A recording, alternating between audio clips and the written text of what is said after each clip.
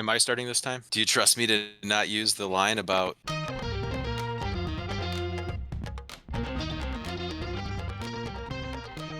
welcome into another D3 Datacast, Matt? We had a fabulous Thanksgiving. We trust that our listeners did as well. Great to take a little bit of time, but we are ready to roll for week 4 of the Division 3 basketball season. Thanks for tuning in. I'm Zach Snyder, joined as always by Matt Snyder, and we are the D3 Datacast. We hope that you enjoy the show. If you do, click the subscribe button on YouTube. Follow us wherever you may get your podcasts. If you prefer the audio version, Matt, we're on social media. We have the D3 Data, well, just d3datacast.com. No the, right? It's not the Facebook. Drop the.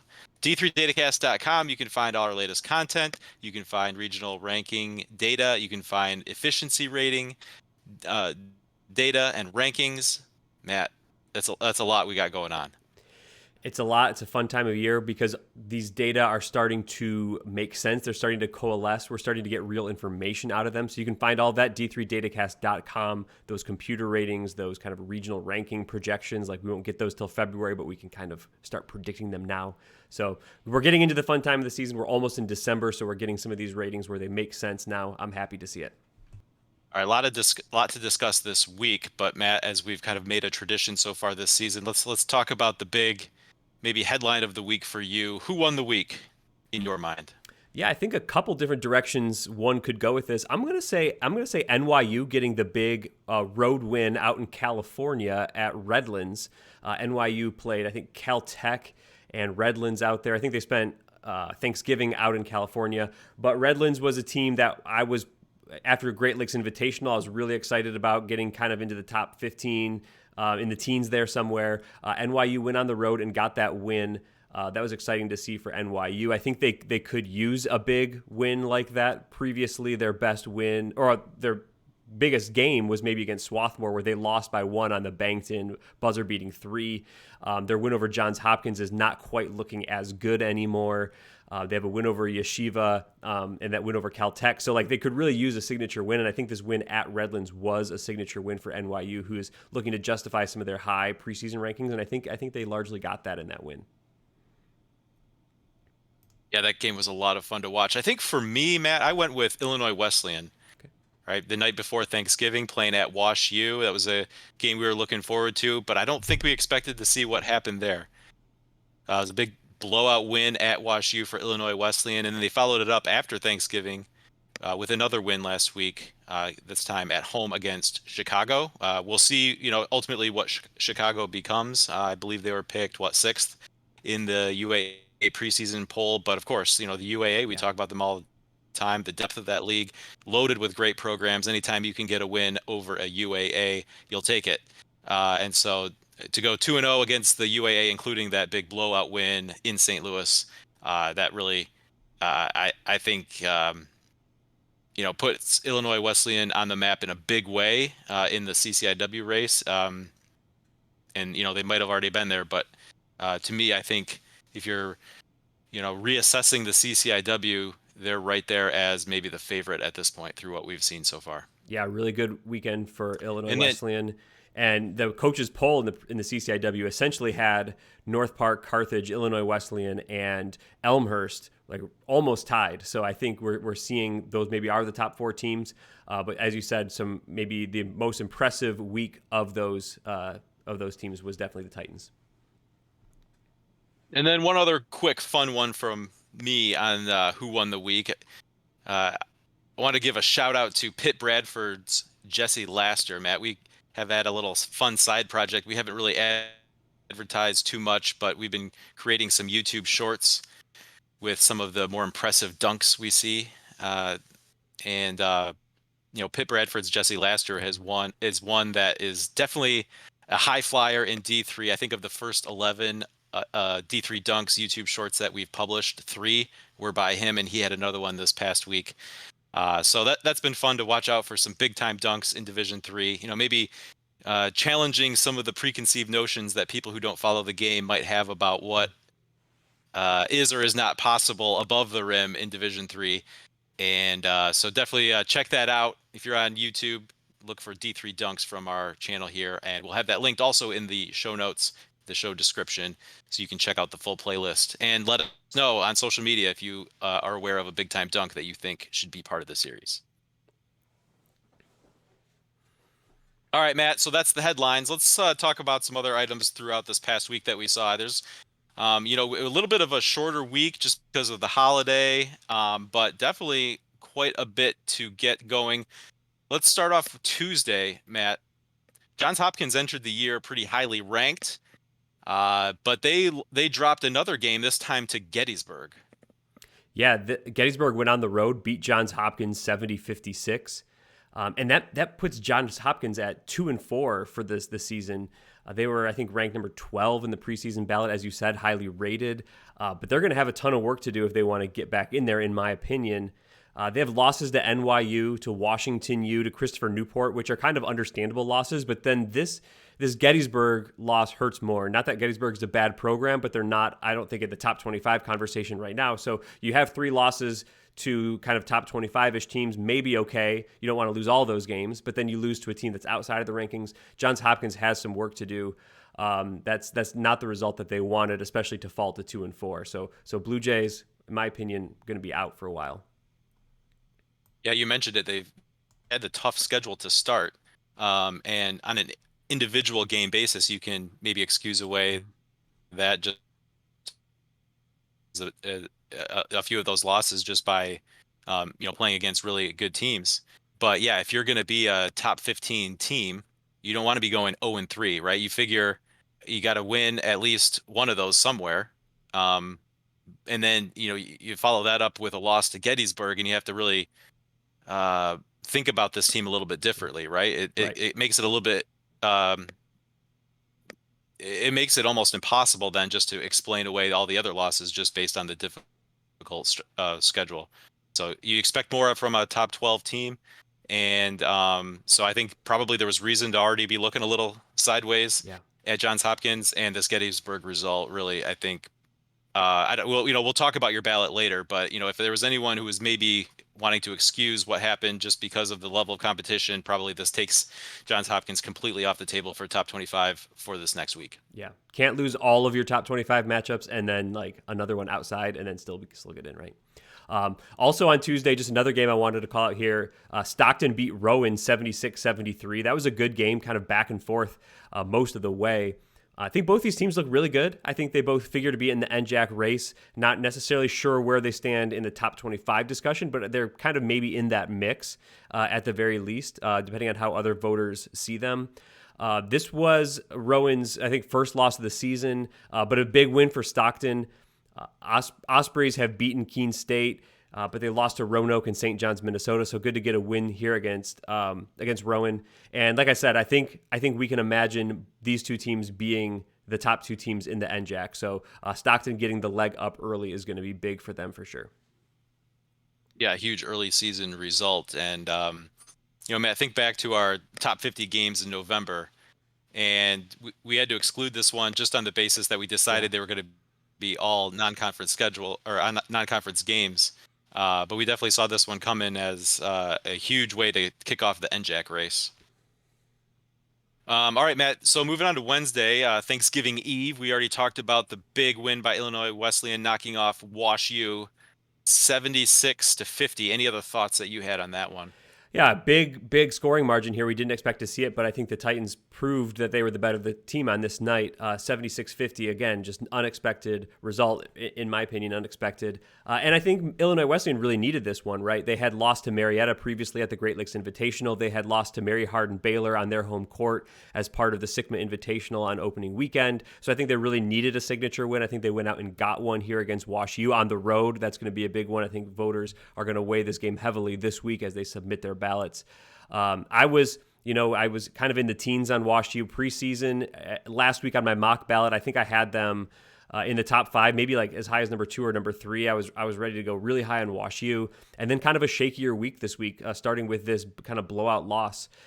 So I cooled on them significantly. They've been kind of all over my ballot here in the early going. But Wash U is, after a really strong start out of the cannon, we talked about Scholars Classic, the big win over Swarthmore. there in particular, but it's been a little bit. It's not been a completely rough go for WashU. I think this remains their lone loss, but they haven't looked quite as impressive as they did, right away on opening weekend.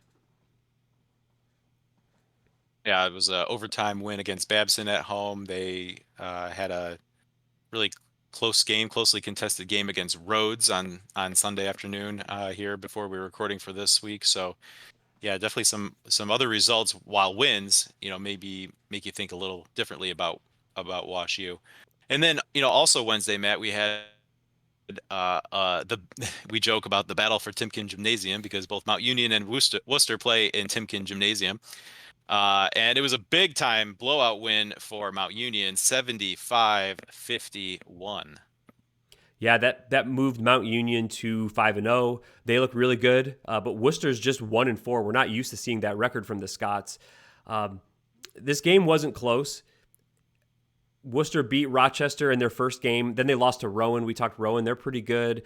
They lost by 2 to Rose-Hulman. They lost by 4 to Widener. I think those are all like reasonable games, reasonable teams to lose to. This is certainly a tough loss. We're just not used to seeing Worcester being 1-4. So even though some of these games, again, on an individual level, maybe were reasonable losses or losses you don't look sideways too much at, it's again like it's just accumulating the losses. We're not used to seeing the Scots put up this many losses this early in the season. But for Mount Union, Final Four team last year, off to a good 5-0 start. They look strong. I think they look to me like a top 10 team for sure. And this is the start we expected from them at this point, I think. And speaking of off to a good start and looking strong, Matt, the D3 Datacast game of the week was played on Saturday evening in California. Redlands hosting NYU, and it was NYU getting the 82-79 win. Matt, that was a tightly contested game for most of the contest there, and then there was that point about 5 minutes to go. Actually, just under 5 minutes to go, Redlands took an 8-point lead. It was the largest lead either team had all game, and it just felt like that. It's like, okay, here it is. This is the tipping point. Redlands is going to take it home, but credit to NYU. They kept battling. They fought back, and then ultimately earned the 3-point win there in our game of the week that certainly lived up to its billing. Yeah, and it's one of those games for me because it was so back and forth. Once NYU didn't fold at that 8-point lead mark, and it was going to be tight down the stretch, I don't think I was going to, quote unquote, penalize either team too much for the loss. I think these were both, teams I expected to be kind of in that like top 15 zone. I kind of saw the game I expected to see. Definitely credit for NYU for winning. Not really going to knock Redlands too much for the loss, even though it was on their home court. It was an impressive game against a team, just another validation point for Redlands that they belong in the discussion for with these teams. Coming out of the GLI, they looked like maybe no one was going to beat them all season long because they just had such an impressive weekend at Great Lakes Invitational. But here NYU does beat them, and we see, okay, yes, there are teams that can play with Redlands. NYU's one of them, happened to get the win. So credit to the Violets, but also a pretty good showing for Redlands as well, I think. Yeah, it just felt like that one was played within 4 points either way most of the game. 7 ties, 15 lead changes, back and forth game. And I think it was at some point during the second half, not quite to that point where I was getting that feeling that, okay, Redlands is going to kind of take control here, even though they didn't. But just the way that the game was back and forth and no one could really pull away from each other. I was thinking that the thought occurred to me. I don't think it was really in doubt whether or not Redlands would move into the top 25 after the weekend we saw at the Great Lakes Invitational. But just this game told me that not only should they be in, but probably the correct way for voters to handle them is to have them in the neighborhood of NYU. Right. Yeah, And this is right. just the thought that I had in the second half. I didn't know at that point who was going to win, who was going to lose, but it just felt right. Like, okay, Redlands was not ranked in the top 25 in the preseason. NYU was pretty highly. Redlands gets off to the hot start. They're playing this game, and it's like, okay, they should move in wherever a voter has NYU. That's kind of the range, the neighborhood that that voter should handle Redlands as well. Yeah, definitely a tightly matched game. You came out of it feeling that these two teams were fairly even, and I think that's correct, that they probably should be near each other in the poll for most voters. All right, Matt, maybe that's a good segue into taking a look at your top 25 ballot because we finally do get a new poll this week. We expect to see that sometime Monday. All we've had is the preseason poll so far, and that quickly got completely blown up. We talked about that before. You gave us a great mock ballot last week, but now we have a real ballot as we are just days away now from an actual updated top 25 in the d3hoops.com top 25 poll. Yeah, I think the top is fairly similar to that mock ballot I showed last week. The big difference is that Wash U fell kind of out of that top 5 zone, maybe to the bottom 5 zone of my top 25, still in. But I went Hampton Sydney 1, Oswego State 2, UW Whitewater 3, John Carroll 4, Calvin number 5. That was my top 5 I feel pretty good about. And then my next 5 I also feel like very good about too. Mount Union, Guilford, Trinity, Connecticut comes all the way into my top 10. I don't think I had them in my preseason ballot. Emory 9, Case Western Reserve 10. I don't really see too much between 1 and 10 here. It wouldn't be surprising to me if you matched any of these teams up on a neutral court and the lower ranked team was able to find a way to win that game. I would think, the higher on my ballot you are, the more likely I think you would be to win that neutral court matchup. But again, I think there's not a ton of separation. Like it's not 2 years ago Randolph-Macon that we're talking about here. This is a tightly contested top 25, I think. For me, Keene State fell to 11. WPI comes in at 12. Virginia Wesleyan comes into my ballot at 13. And then I go right back to back NYU Redlands 14, 15 to round out the end of my top 50, the end of my top 15 there. So I think to me that felt appropriate for those two teams. Redlands, I was thinking maybe as high as 10 coming out of the GLI. Losing to NYU on their home court cooled me just a little bit, but not too much. I think they're still right there in the middle, and they'll have plenty of opportunities to prove themselves as well as we go on. And then the second 10, or the last 10 of my top 25 is Trine at 16, Marietta, Christopher Newport, Tufts, Illinois Wesleyan at 20, Wash U at 21, Swarthmore, St. Joseph, Elmhurst, and then in the 25 spot, Illinois College Blue Boys. So one team we haven't really talked about here in the early season is Elmhurst, right? We mentioned them. They were part of that really tight top 4 pack in the CCIW preseason coaches poll. But of course, we've talked about Illinois Wesleyan a bunch, and then at least in terms of top 25 voting, it seemed like the preference was for Carthage and North Park. Now, I know you were a preseason voter for Elmhurst, and here you have a 24. I think the reason we haven't really talked about them in terms of reassessing the CCIW picture is they haven't had any of those like really top matchups. So they are 4-0, but it's sort of haven't really done anything good or negative to really draw any attention towards or away. So I wanted to know, is Elmhurst hanging out there basically because they were kind of there in your preseason poll and they haven't really done anything wrong, so they're sort of just hanging out there until we know a little bit more?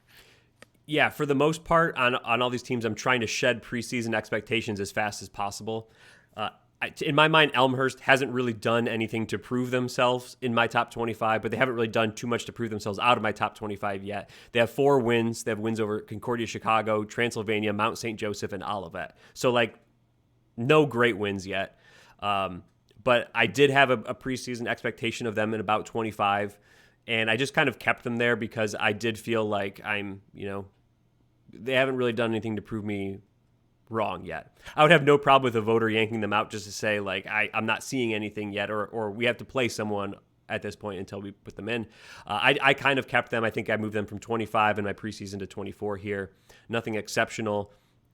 But there was a conversation I had internally with myself about 10 other teams in these spots. So I wouldn't be offended if someone argued with Elmhurst here. Again, there's not a signature win I'm pointing to, but I had some expectations. They haven't given me too much to say that those were wrong.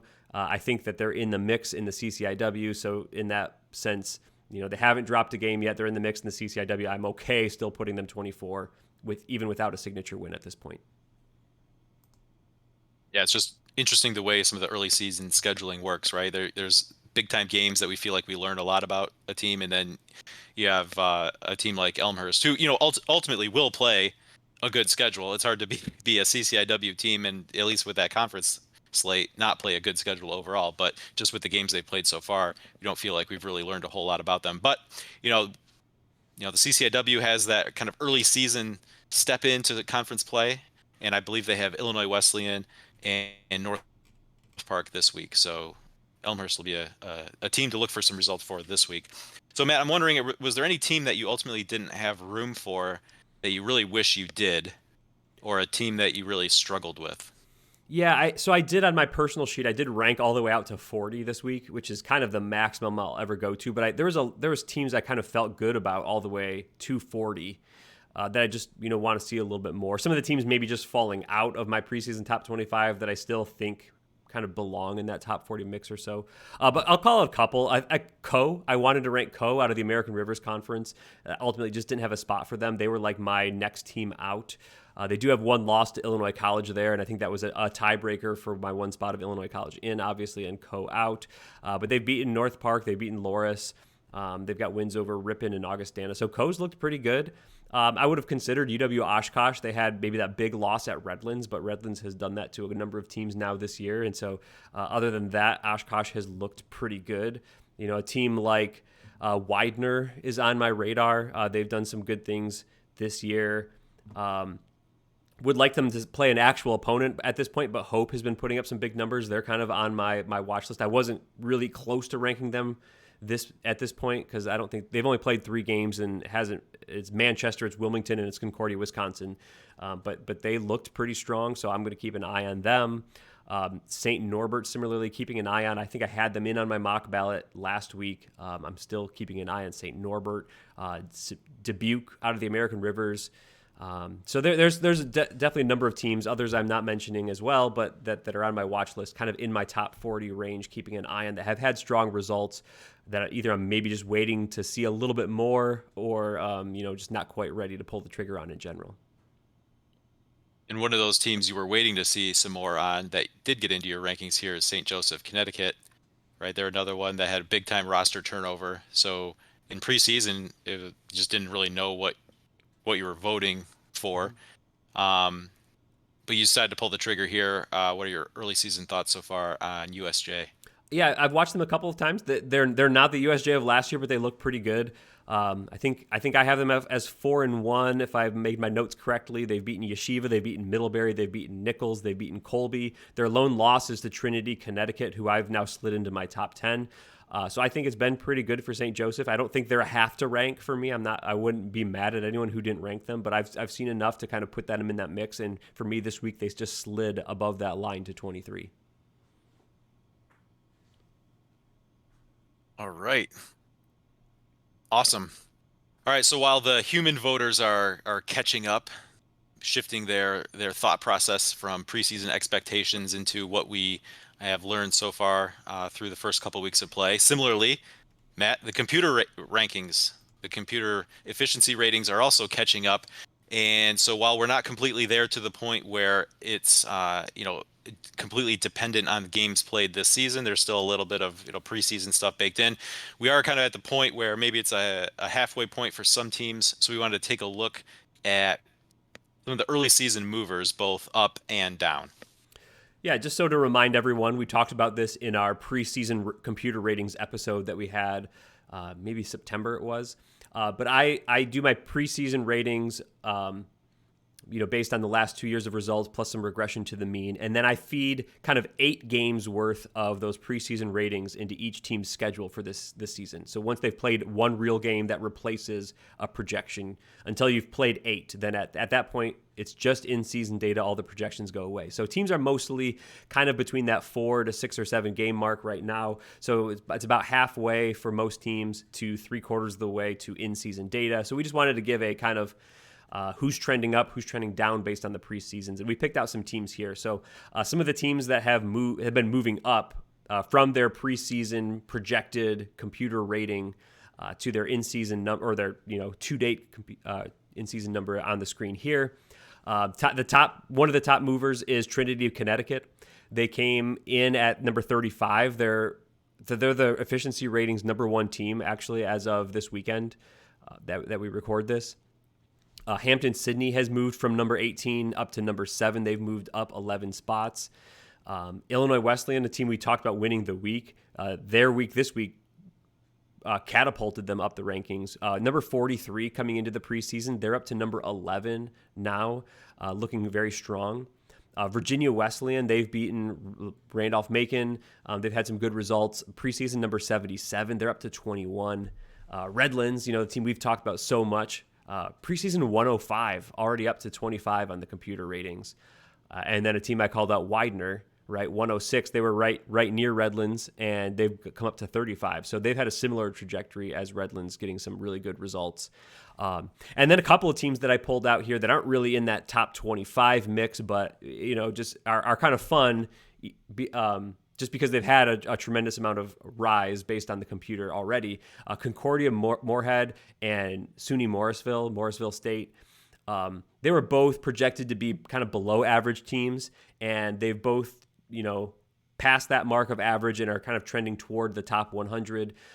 Concordia Moorhead was 281 in the preseason, and they're now 124. They had a -4.5 projected margin, and they've gone to +6.5. So that's like a 10 points per 100 possession swing there. And for Morrisville, up from 329, like toward the bottom quarter of Division III, up to 163. So good results for these programs to trend from kind of well below average to now above average, and looking quite strong in the early going. That's interesting. You look at Redlands and their offensive efficiency from the preseason to where it stands so far to date is not much different, but defensively. Yeah. Is where they've really made their mark. It's been very difficult to score against Redlands, which makes sense if you watch them play.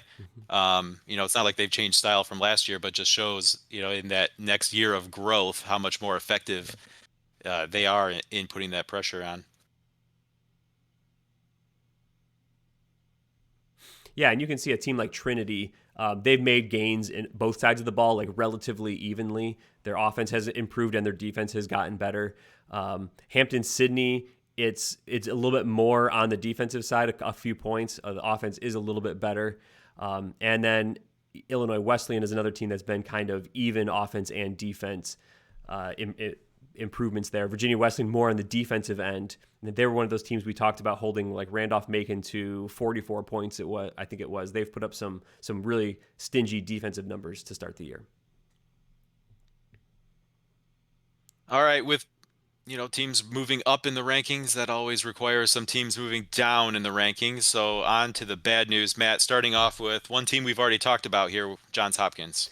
Yeah, the computers liked them preseason 5. That program had some history of winning the last couple of years, so the computer says, hey, they're gonna keep doing that. It's not been that great. They're down to 38, and again, that's still holding on to some of that projection. So if you're just going to be looking at actual in-season data, that number is probably going to be worse for them. But that's 33 spots to the negative that they have fallen. Wheaton, Illinois, I think that was one of like the easiest teams to predict that they would fall, all the way up at 17. Number 17 by the computer ratings, and they've fallen to 114 already. That's nearly 100 points of drop for Wheaton. East Texas Baptist, they were a team that was in the top 25 poll in the preseason, just have not been able to find their footing. Have played some strong teams, but have struggled to get the wins. And they have fallen 67 places from 58 to 125. Scranton was a tournament team last year, coming in just inside the top 100 in the preseason computer ratings. They've fallen all the way to 213 and have a slightly negative efficiency margin. So they're kind of in that just slightly below average spot. Penn State Altoona was a team that I thought that they were going to compete for toward the top of the AMCC conference, and maybe they still will in that league. You never know. But they were 126 by the computers in the preseason, and they're 269 right now. That's 143 spots down. And then Wartburg from the American Rivers Conference, a league that is always sneaky deep, or at least it has been the last couple of years. They came in at 108 by the computers in the preseason, and they are down to 300 right now, a minus 192. And that's just been a complete reversal of their offensive and defensive prowess from what the computer expected to what they've been this year. So we know we didn't really see a lot of weak teams in the American Rivers Conference last year, but right now Wartburg is not playing very well, and maybe they would be one of those weak teams this season. You can really notice the drops from the preseason expectations for the offensive efficiency for teams like Wheaton and East Texas Baptist. It seems like that's where most of their drop is occurring. So we'll see if they can pick it up on that end and try to get back where the computer expected them based on the history of those programs. Yeah. All right, so Matt, I think we got an episode scheduled out here for a few weeks. We looked at the schedule to see when most everyone has played at least 8 games, and we'll do a more comprehensive look at where the computer ratings are at that time, because at that point, like you mentioned before, we'll be at total in-season data. What happened last year, what happened the year before, that will all be out the window. Will be completely based on games played this season, and that should be a fun episode to do. Yeah. Looking forward. All right, Matt, let's get into our picks from last week, starting off with a game we've talked about in several ways already. Illinois Wesleyan played at Wash U. It was a 76-50 win for Illinois Wesleyan. I picked up the win there. Matt, you were only 34 points away from picking up that one. November 24th, Mary Hardin Baylor was a 90-82 loser to St. Thomas in overtime. The good news for us was that Mary Hardin Baylor was within 2 points at the end of regulation. However, there was still an overtime period to play, and it was an 8-point win for St. Thomas. They cover, we lose. Mary Washington, another overtime game, was a 3-point favorite against Rowan. We both took Rowan and pick up the win there as Rowan wins 76-75 in overtime. Farmingdale State got a 73-70 win over Wesleyan. We both like Wesleyan as 3.5-point favorites, and so neither of us pick up that point. And in the D3 Datacast Game of the Week, we've already talked about it a few times. NYU gets the 82-79 win. They get a 3-point win despite being 3-point underdogs. Matt, we were liking Redlands in that. Neither of us pick up that point. A little bit of a rough week for us overall. I go 2-3 to stand at 8-7 on the year. You go 1-4. You are at 7-8. But hey, it's a new week. I blame Wash U. All right, well, looking ahead to this week's slate, as a reminder to you, the audience at home, please play along with us and post your picks in the comments below if you would like. But here's the slate. I'll read them, and then we'll go one by one. The first game is Trine plus 1.5 points at Heidelberg. The second game is Widener plus 3 points at DeSales. In the third game, the computer gives SUNY Oneonta plus 7 points versus Brockport. And in the fourth game, we have Illinois College minus 4.5 points at Ripon. And then our D3 Datacast Game of the Week is an ODAC matchup between Hampton-Sydney getting 1 point at Guilford. So, Zach, that first matchup, Trine plus 1.5 at Heidelberg, who do you like? I like Trine in this one, Matt. With the team we've watched over the last couple of years, really good defensively, but at times they've had some trouble scoring the basketball. But I feel like this team with some transfers and fifth year coming back, like I think they'll be better on the offensive end. They have more options, it seems. So I like Trine in this one. Also, Heidelberg has a loss to Alma, which, if this was, Trine losing to Alma or Kelvin losing to Alma, we know in league that would kind of raise an eyebrow. So I'm not at the point where I'm feeling good about Heidelberg. I can't trust him on this pick. I will go with Trine. Yeah, I'm going to go the same direction for many of the same reasons. I think Trine, it looks really good this year. Heidelberg's pretty good. They're one of those teams that are kind of on my watch list as well, but this is just going to be a huge Region 7 matchup. This is going to have regional ranking implications for sure. And this is a game it's going to be a pretty close one, but getting points, even though it's on the road, I will go Trine. Widener and DeSales, Zach. The line is Widener plus 3. Who do you like? Yeah, we talked about Widener as one of those teams that's rising up the computer rankings. So I think the computer's still catching up a little bit. That means the 3 is probably a little bit more generous than it should be. I will take Widener. All right. You went with Widener. I went back and forth on this one several times. I ended up with DeSales. I like both of these teams this year. But I just ultimately felt like I was gonna go with a home team, even though plus 3, that's really what your home court advantage is right there. So I kind of hate to give the points, but in the end, I think I'm just going to go DeSales on their home court. I'll give the 3. That's what we're going to do. All right, next up, the SUNY matchup, Oneonta and Brockport. Big line there, 7 points. Zach, how do you see this one? Yeah, it is a big line, and that's mostly what I came down to here. Give me the 7 points with Oneonta. Yeah, I'm going to say the same thing. That line just ended up too big for me. So 7 points. I will take the points there. Midwest Conference matchup: Illinois College at Ripon. -4.5 for Illinois College. Zach, what do you see? What I see is me trying to not be afraid of laying points and then ultimately regretting my decision. But I will go with the Blue Boys, Illinois College, laying 4.5 at Ripon. Another one I went back and forth. I don't exactly know what to make of Ripon. They've played some teams tough this year, but I ultimately ranked Illinois College. I see them as a strong team. I see them not just as a top 25 wannabe this year. I think that they are legitimately in that zone, and if that's going to be the case, I think they can cover 4.5 at Ripon. And then the game of the week, Hampton-Sydney +1 at Guilford. Zachary. Yeah, this one was tough. With 1 point, this is basically a pick 'em. I think I'm of the opinion that in a tough conference game like this is to default to the home team. So give me Guilford. All right. I'm going to take Hampton-Sydney. I ranked Hampton-Sydney number 1, even though I had Guilford in the top 10 as well. And I just said that all my top 10 teams, there's like not a lot of separation there. It's a really close game. It's going to be a really close matchup. Just 1 point. I think ultimately I thought, I think I'd pick Hampton-Sydney to maybe win straight up. So getting the 1 point, sure, let's take it. Let's go Hampton-Sydney. And that is this week's picks. That takes us to the mailbag. To play along, you can. Matt, we need to invite our friends to play along with the picks. You can post them as a comment on YouTube. Keep track all season long. Play along with us. It's fun. Very fun. Okay, now to the mailbag, Matthew.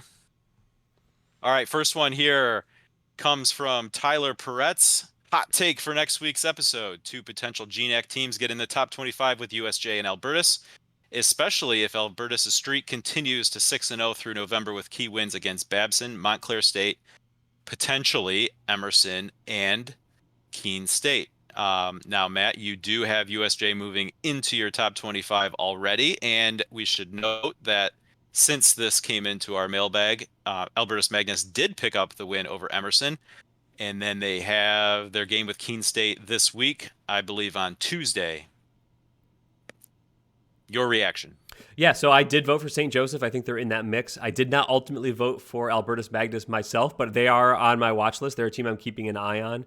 I don't see Albertus Magnus getting ranked this week. But if they, like you said, if they keep having those results, they're a team that the voters would definitely consider. They're on my watch list. I'm making note of each of their results. I'm going to tune into them as often as I can. Did not want to pull the trigger on Albertus just yet, though. And should note here another opportunity coming up in late December when Albertus Magnus plays Rowan. Yeah. Sometimes it can be tough for these GNACs to have opportunities to really impress a voter such as yourself. St. Joseph did a great job with a non-conference schedule last year, and as the mailbag item here notes, some of the top games that Albertus has played with the Keene State coming up. And then later on at the end of December, they also have Rowan. So there are the opportunities there. We'll see what they do with them. Yeah. And, I think maybe the GNAC could be in Pool C position this year and not just upset the version that we saw last year. So I legitimately think, there's 2 good teams in the GNAC. All right, moving on to the mailbag, Matt. We have one more here from Greg Lewis, who sent us a sampler platter. Let's go one by one here, starting off with game of the year so far. Do you have a pick? I mean, the Redlands NYU game was great. I don't know. Do you have any thoughts on game of the year?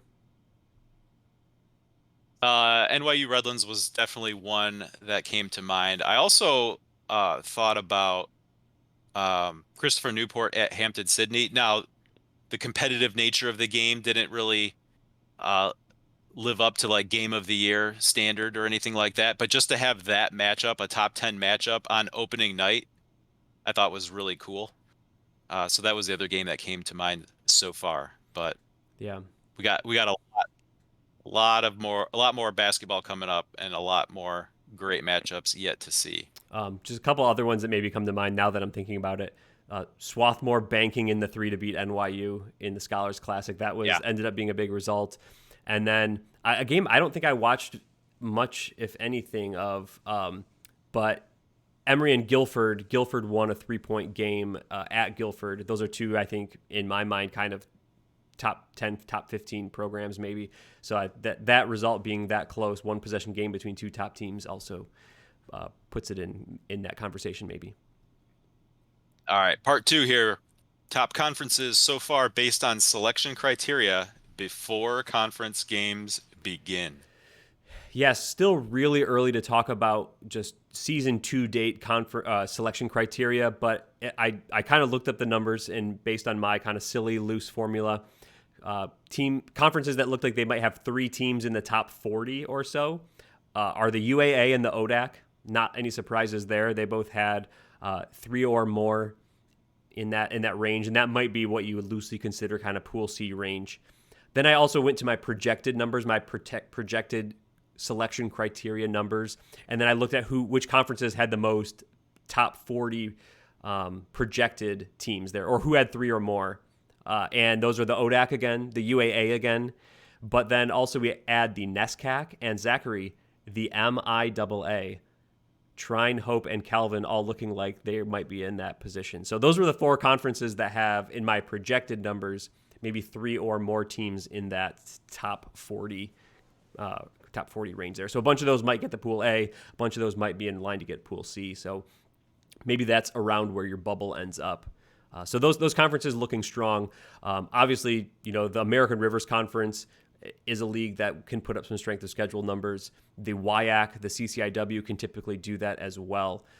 So I wouldn't be surprised if those conferences sometime in the near future move into that mix as well.